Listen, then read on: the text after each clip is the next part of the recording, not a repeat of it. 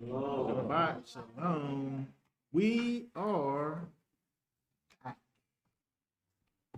continuing with our look at the Torah portion. Right now, we're going to look at the Torah portion, the highlights, a highlight from this week's annual Torah portion. This week's portion is Chayei Sarah. Chayei Sarah, the light of Sarah. We're going to up the Torah portion in its entirety is 23, Genesis 23, verse 1, all the way to 25, verse 18. Genesis 23, 1 through 25, verse 18. We are going to briefly talk about Genesis chapter 24. Genesis chapter 24 and read the first 9 verses there. Genesis 24, 1 through 9. We'll go ahead and read that and talk about just a little bit. Genesis 24, verse 1. And Abraham was old, advanced in years, and Yahweh had blessed Abraham in every way. And Abraham said to the oldest servant of his house, who ruled over all that he had, please put your hand under my thigh, so that I make you swear by Yahweh, the Elohim of the heavens and the Elohim of the earth, that you do not take a wife for my son from the daughters of the Canaanites, among whom I dwell. But to go to my land and to my relatives and take a wife from my son Yitzchak. And the servant said to him, what if the woman refuses to follow me to this land? Do I then take your son back to the land from which you came? And Abraham said to him, beware, lest you take my son back there. Yahweh Elohim of the heavens, who took me from my father's house and from the land of my relatives, and who spoke to me and swore to me, saying, to your seed I give this land. He sends his messenger before you, and you shall take a wife for my son from there. And if the woman refuses to follow you, then you shall be released from this oath. Only do not take my son back there. Then the servant put his hand under the thigh of Abraham, his master, and swore to him concerning this matter. All right, very good. So here we see Abraham, who wants to find a bride, a wife for his son, so that he's able to have his family line continue. He wants to see the manifestation of the prophecy and the promise that the Most High gave to him in terms of him being this father of many nations. And so he gives specific instruction to his trusted servant to go out and find this wife. So here we see with the servant that's being sent out here in Genesis 24 is an unnamed servant. Verse 2 says that he is the oldest servant in his house, and that's as far as it goes. There's no commentator or person who looks at this and talks about this being anybody other than Eleazar, the trusted servant of Abraham. And so it's interesting when we look at Eleazar, this servant whose name means God. Here, go to Go to the pull up the Strong's dictionary there and look up Hebrew 461. Hebrew 461. H461. Here we go. There, my God is help. The God of help, or my God is help, is the name. What that word means. And so it's interesting that we see this helper of Abraham going out and acquiring this bride for the father. When we think about kind of the things that we see Yeshua speaking about in terms of saying things like, if you believe Moses, you believe in me because Moses spoke of me. When we look back at things like this, think about these kind of from a spiritual perspective, it's almost as if we're able to see Yeshua here even. Because when we think about with Yeshua and the pouring out of the Spirit, the Ruach HaKodesh, that thing that Yeshua said will be called Comforter, that will be called a helper, this thing that literally would be the help of Elohim, this thing that would actually be Eleazar, the helper or the aid of the bride, who is the body of Messiah. And so it's interesting that we see that when we look at Abraham, who sends out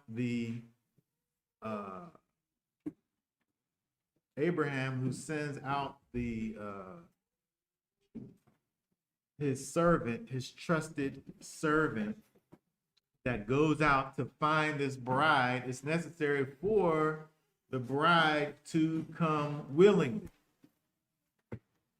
It's necessary for the bride to actually choose to be chosen.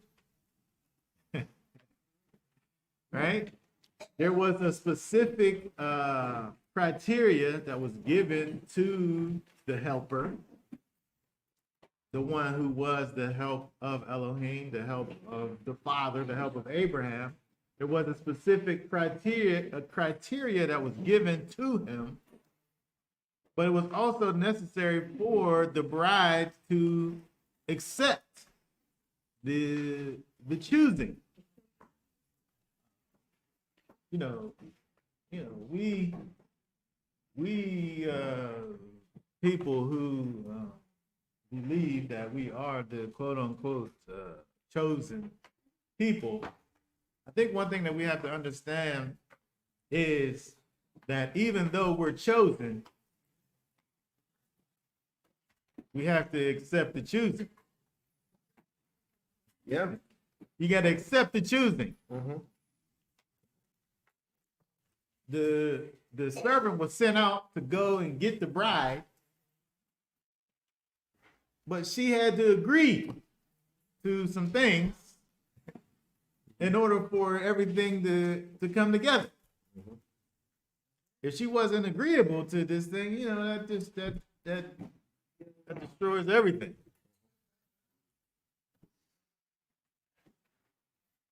And by the way, it's interesting that the servant goes out to find this bride, and basically he's like saying, back home I got this guy that I want to hook up with you. He's not here, but he's a really great guy. Yeah. There's some things. Yeah. We got the the particulars taken care of, all of that, the price and all of that. But, I need for you to make this decision without really dealing with like, seeing them and all of that. Knowing them. I know this was the time before all of that. It's not. You can't do like no. I'm saying like when like sometimes I'll see a news article and they'll talk about somebody, and I'll be like, let me see what this person look like that they're talking about, and I'll look at find them on Facebook and look them up and do like a little investigation on them and all that. But she couldn't have did none of those things, right? But in general though, that was the way things were done. Mm-hmm.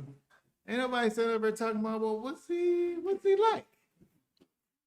Wasn't that? Like, he was happy to be chosen, and you accepted the choosing.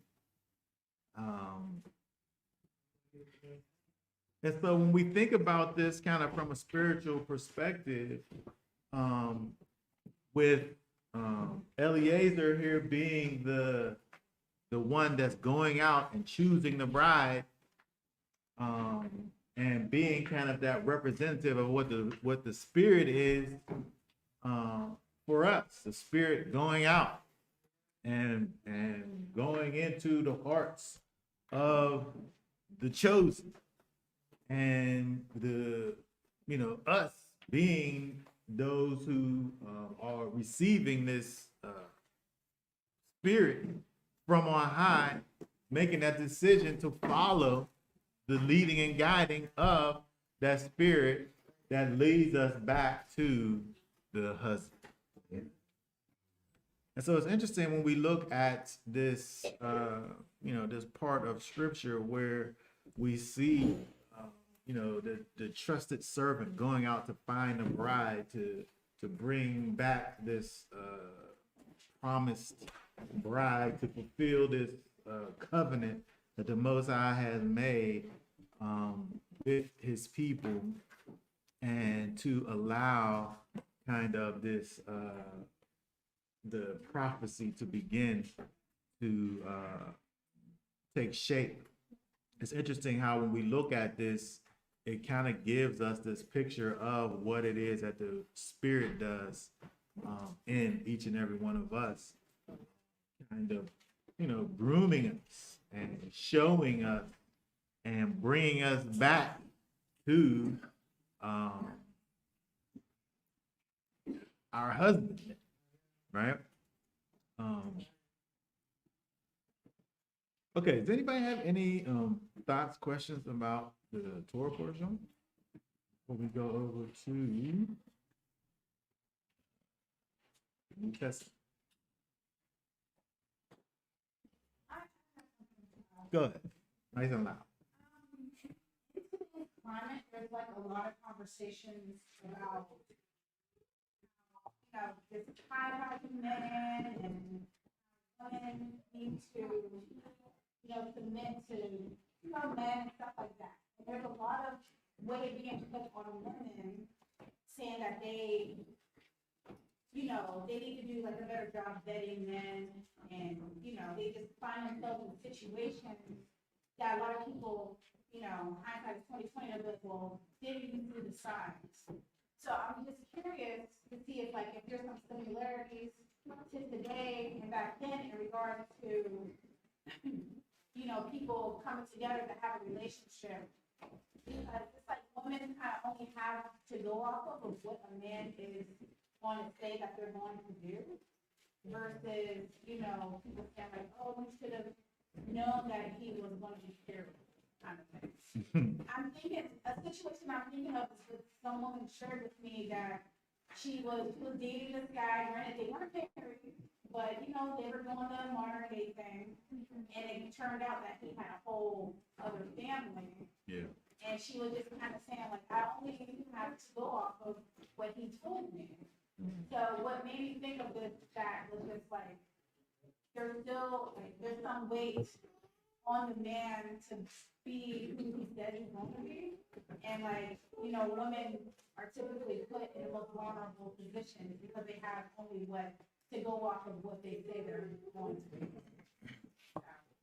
I think that there's a bunch of problems. Things are really compounded.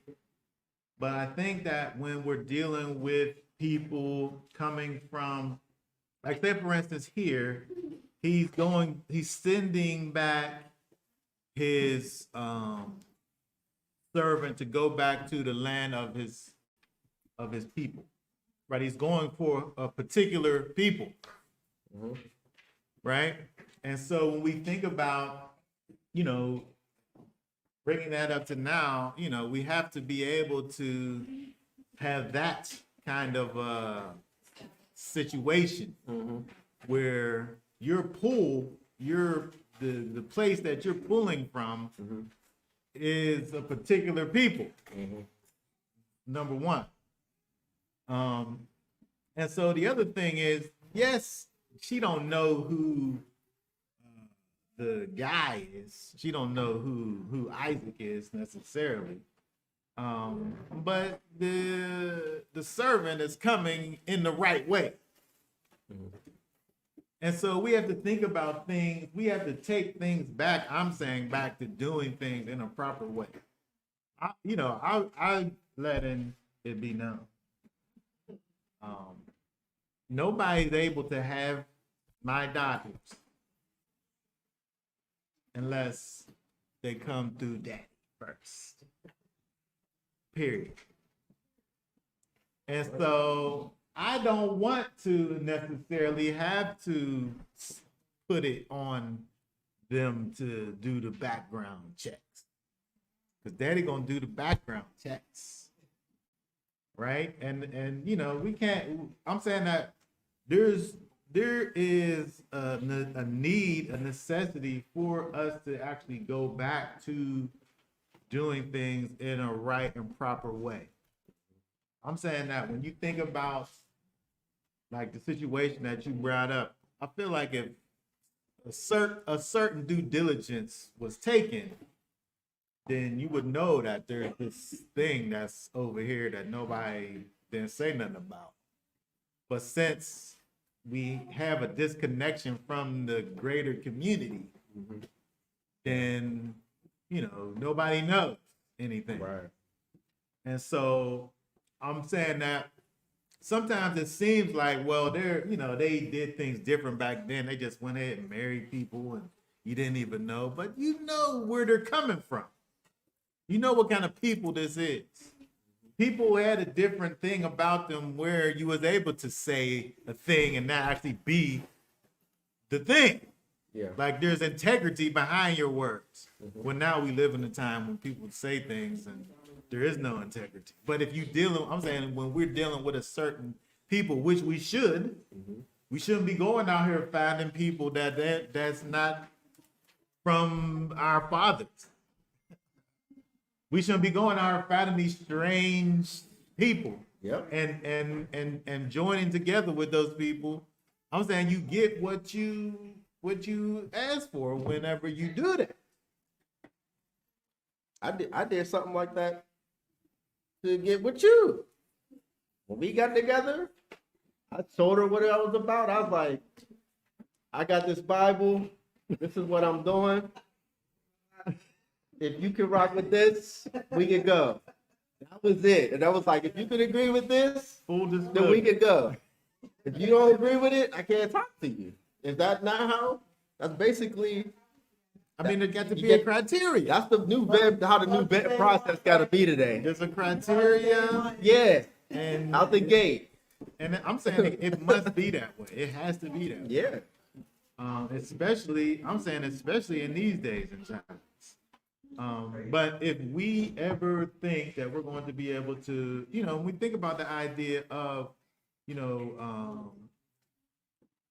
causing for our children to know and, poking them with the commandments, right? Poking them with the commandments and keeping these things going.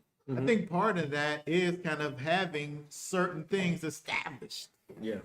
right? And being part of these things, right? We live in a society where, you know, kids get to be a certain age, which according to the scripture really isn't, you know, 18. We call them these kids adults. And they're not adults. When we think about the scriptures, if you was 18, who are you? You're not even counted. You don't even know who you are. You're not even numbered among the people at 18. But we send our 18-year-olds off somewhere, and we don't know what they're doing. They would, you know, they're just gone somewhere. You know, there's a lot of bringing back to the days of old that needs to be done, so that when we look at these things over here, it don't seem like it's so odd. Because I think we have to think about the parts that are unsaid. Because yeah, you know, there are these arranged marriages and people they didn't know each other, but you know, there's the unsaid things that we don't think about. The fact that this man is coming in integrity, the correct way. He's got the thing. He got the payment. All right. That said that, you know, I'm not saying that we aren't, you know, dealing in those ways, but I'm saying there's a way that things need to be done. And when those things are taken care of, things go, you know, as they should.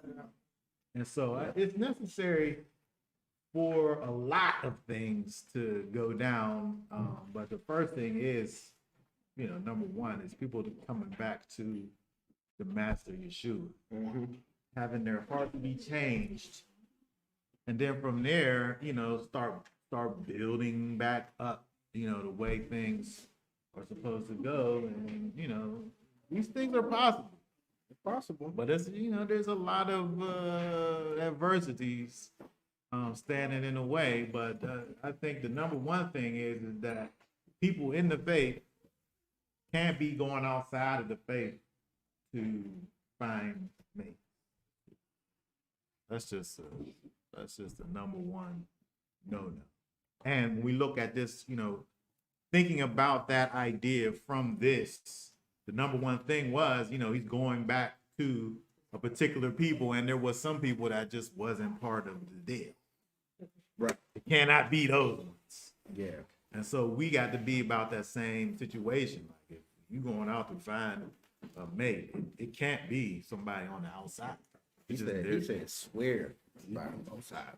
That's it. Like and you putting it to that degree, like you can't go back. Yeah. Like there's absolutely no exception to the rule. Well, you know, he's a really nice guy. You know, he's a heathen, but he ain't that bad. He's not worshiping idols or nothing like that. Like there was no exception.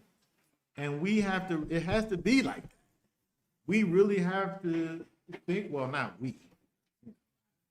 I have minds already. People. You young people have to understand that you can't even be looking and considering these strange people because it can't work out. It can't be good. It's more trouble than it's worth. It's just not. Oh man, it's not gonna work. It's just not gonna. Okay, very good. All right. So that being said, anybody have any more questions?